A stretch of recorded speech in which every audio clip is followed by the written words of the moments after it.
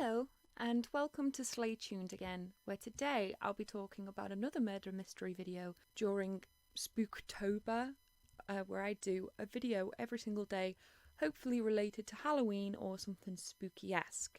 I've been kind of running through the theme of victims solving their own murders once they've passed, usually via supernatural beliefs, but this one is a little bit different. But the murderer was still found because of messages beyond the grave. And this is the story of Simon Ying, and I'm really sorry if I pronounce any names wrong. Simon was a 19-year-old boy, originally moved from China to New York. Originally, his parents had come with him and his sister Sharon, but his parents had come back. I couldn't really find any videos or people speaking about Simon except in lists of people who solved murders beyond the grave, but I did find a lot of newspapers, and the newspapers seemed to be 50-50 on whether he was a happy person or a sad or dissatisfied immigrant in a country on his own with his sister.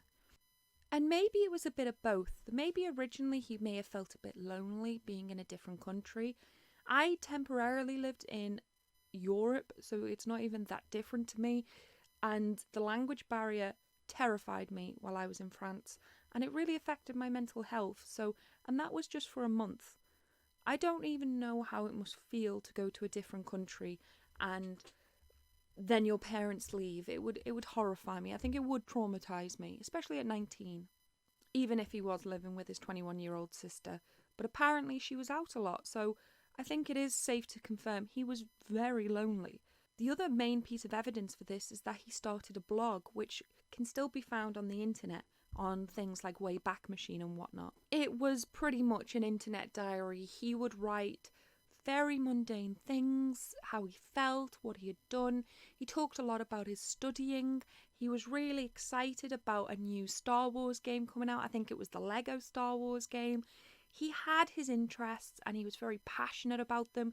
So I do think it was a bit of both. He probably missed his family, he probably missed his native home, he probably was lonely, but he was excited for where he was and what he was doing. He'd actually ran that blog for about 3 years, as the earliest date I can find is October 2002. He even wrote about how he hated talking about himself, but he did want to keep a diary. He wrote 4 posts talking about his homework, his programming, and how much he loved World of Warcraft 3.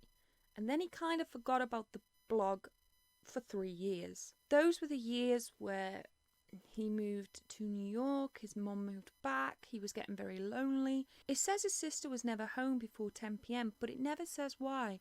I assume work, but she was never home. So lonely and unhappy, he goes back to the blog. His first entry on April 22nd, 2005 on a Friday starts with, "Okay, this is an extremely long and boring post. Suggest you not read it to save you the headache. I just want to keep a record of myself and see how it feels when I look back 4 years from now." He even goes to explain more about how lonely he is, about how his sister is never there, and even says, "Well, even though my sister lives with me, I only see her at like 10 or 11 p.m, so that might not really be a big change to some of you, but it is to me. Imagine a guy who doesn't know how to take care of himself and had been relying on others for like 18 years, all of a sudden have to take care of themselves. So it's been hell. 2 meals rarely and 1 meal a day most likely. Overcooking and messed up cooking all the time. If it was before, I would just say, fudge it. Let's wait for my dad to cook me some food. Now I have to eat whatever I cook out, which is pretty bad, believe me." He writes about how frugal he has to be, how he has little money, about his new course that he's doing, that some of the other courses cost a lot of money, but he won't buy it until he knows it's worth it. And then he finishes it with, "Okay, let's sum up with 1 sentence. It really feels good when you see yourselves improving, even if it's just a little bit." And that's pretty much Simon's life. He starts blogging in detail, very specific and also mundane stuff, but that's what he enjoyed writing. Then on May 12, 2005, there was one more entry, and it read, "Today I missed my Japanese class again, since I have got a bad throat. I only went to class once this week. Anyway, today has been weird. At 3, some guy ringed the bell. I went down and recognised it was my sister's former boyfriend. He told me he wants to get fishing poles back.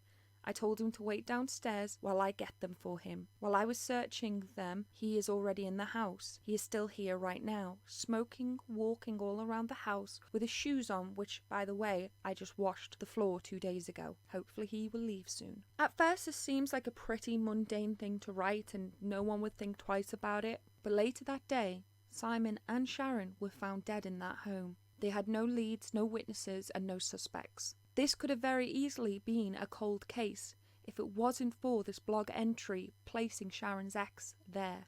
23-year-old Jinlin was arrested and questioned. I don't know whether he confessed voluntarily or they got a confession out of him, but they did get a story. He mentioned how he had tied Simon to a chair, how he had stabbed him 59 times.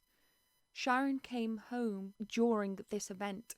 He stabbed her in the neck and then continued to stab Simon again. He said he had come round for the intent of getting money and just snapped while in the home. It was unprovoked. It was a horrible death. And in 2008, he was convicted and sentenced to life in prison without parole. Thank you so much for watching this horrible video. But at the very least, if it wasn't for Simon, this could have very well been a murder mystery video. I hope you enjoyed this video, and if you did, don't sweat because there will be another video every single day throughout October. So if this is something that you seem interested in and you're not already, please subscribe and please like and comment as it really helps out a new growing channel.